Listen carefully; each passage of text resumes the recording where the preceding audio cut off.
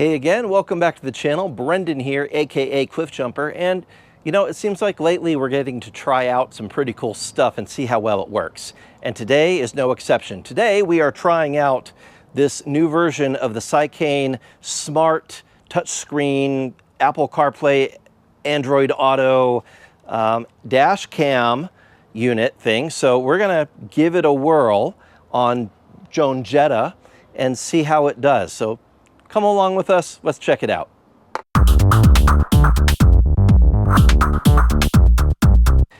Yes, indeed. So I'm going to just let you know, first of all, that this has some differences from the previous Seicane unit that I tested out.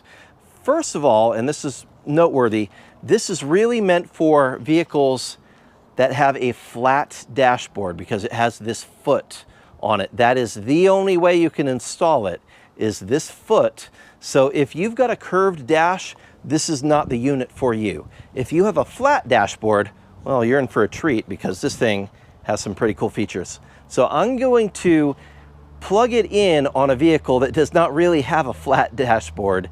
We're gonna demo it. I'll show you what I'm talking about with flat versus round, but we're gonna go through the features that this thing has and see how it all works. Let's go. Yes, indeed. The Mk4 Jetta, like many other cars, has a curved dashboard, which there is a flat section back here, but up in the front, it's curved. So there really isn't a great surface for this flat foot to work with. So I'm not gonna do a permanent installation here. What I'm gonna do is, we're just gonna finagle it. And imagine this was a perfectly flat surface and we could secure it here, right there, and it would work great. But I do have the wiring in place.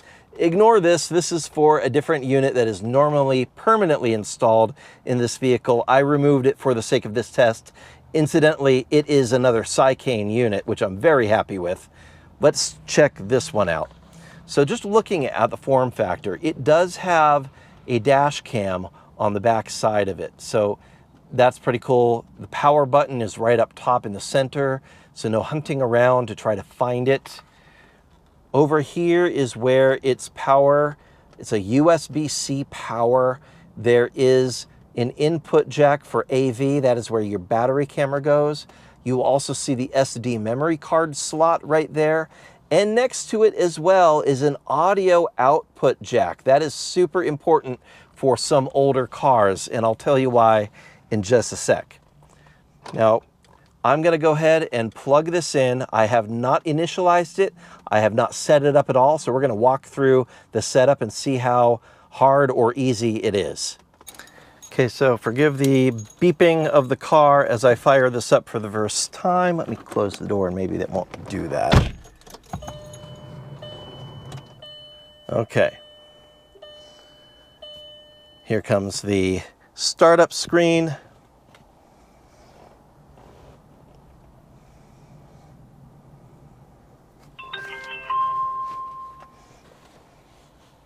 Okay, happy noises.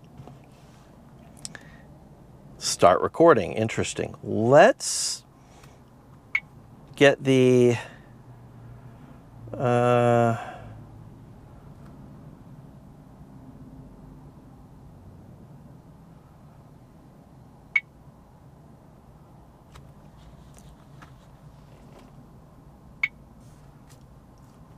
hit the phone. Let's go to, yep.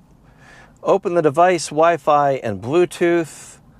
The first time you need to manually connect it. Yeah, after that it'll automatically do it, but let's go ahead. I'm gonna go to my Bluetooth. I'm gonna look for this thing, which has a crazy long name. So, there we go.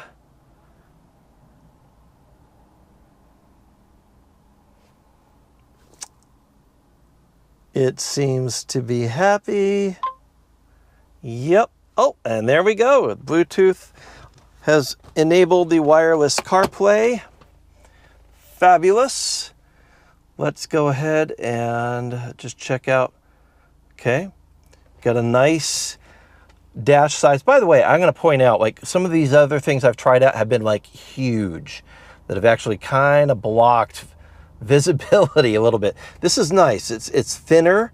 It's more of a widescreen format, so it's definitely, I like this approach a lot better.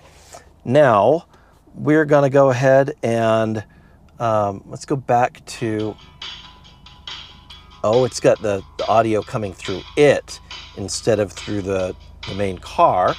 Let us figure that out. So we're gonna go home, and we're gonna go to audio out, and we are gonna go to Bluetooth. Yeah.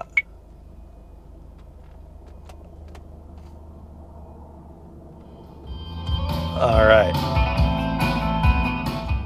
Okay, so the car is doing its audio now. Great. Okay, so that was easy.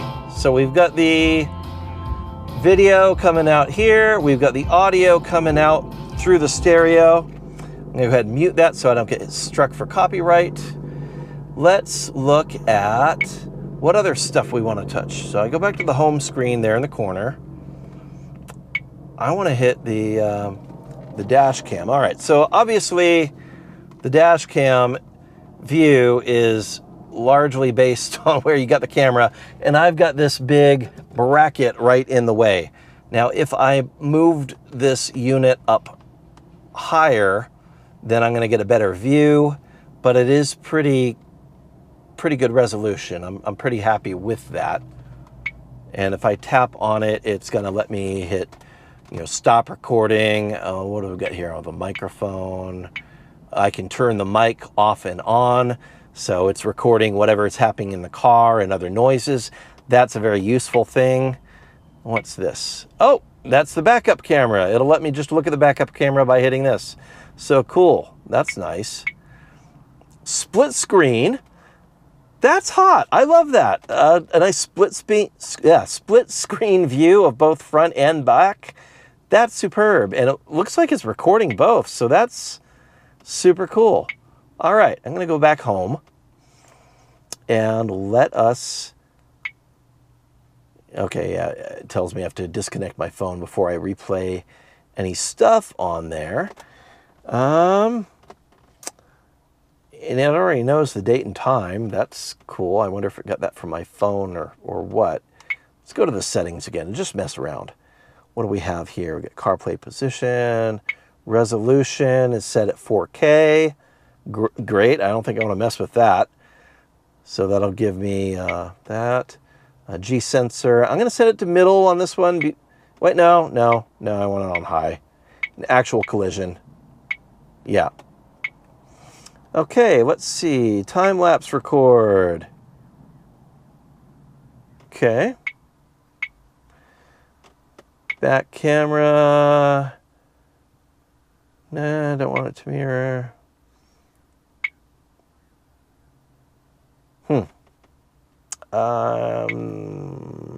Interesting.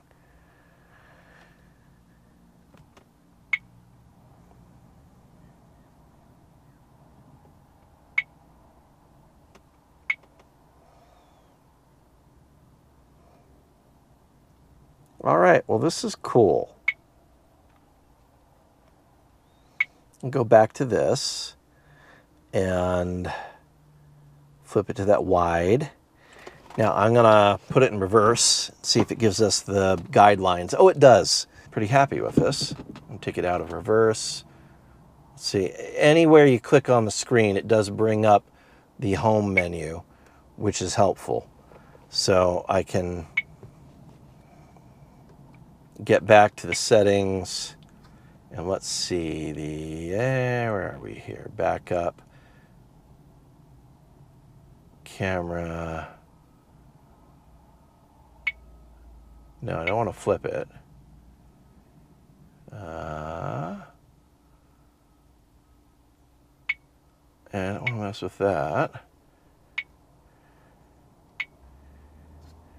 Okay, I will, oh wait, there we go, setting the guideline. There we go, there's a screen for it. So if I stick something out behind the car, I can then grab that and move it down manually. And I am about to drop the thing, so let go for a sec.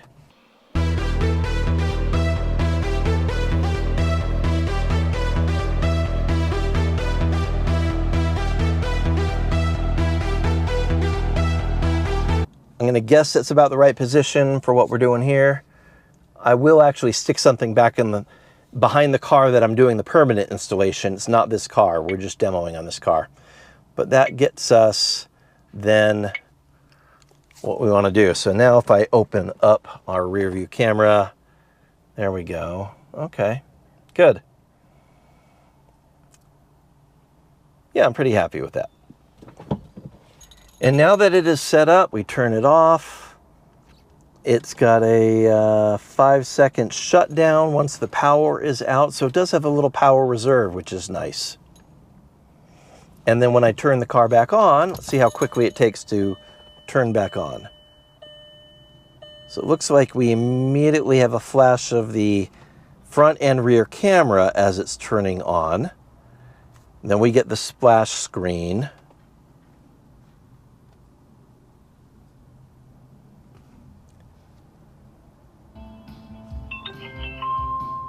We get the little hello thing. Start recording. Okay. So it's automatically starting the recording. Do I need to actually touch anything on here?